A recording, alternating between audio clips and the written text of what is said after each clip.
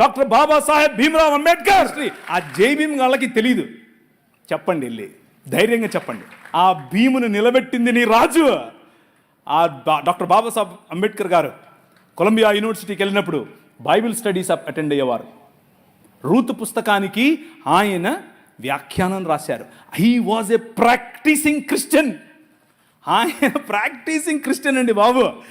ఆయన ఒకరోజు 3 లక్షల మందితో కలిసి నేను బాప్టిజం తీసుకుంటాను అని చెప్పి ముందుకు వచ్చి మన మెథడిస్ట్ సంఘంలో ఉన్నటువంటి బిషప్ గారికి చెబితే, బిషప్ గారు దానికి కావాల్సినటువంటి పనులన్నీ, వసతులన్నీ ఏర్పాటు చేసుకునే క్రమంలో నెహ్రూ గారు ఫోన్ చేసి, ఏంటండి మీరు ఇలా చేస్తున్నారంట, ఇలా చేస్తే మీకు ఈ పొలిటికల్ అపోజిషన్ ఎక్కువైపోద్దని చెప్పైతే మనోళ్ళు మాకొద్దండి, మీరు పొలిటికల్ కన్వర్షన్ అంట మాకొద్దు అని చెప్పి నెహ్రూ గారి ఒత్తిడికి లొంగారు. ఒక పక్క ఇంకొక ఆయనేమో గోసి కట్టుకుని నిరాహార దీక్షకి వెళ్ళాడు. ఏమని, నువ్వు వెళ్తే ఏ మతానికైనా వెళ్ళు కానీ క్రైస్తవానికి వెళ్ళొద్దని. ఆయన నన్ను అత్తే నాకేంటి, నేను యేసు ప్రభువుని అనుసరిస్తా అని చెప్పాడు.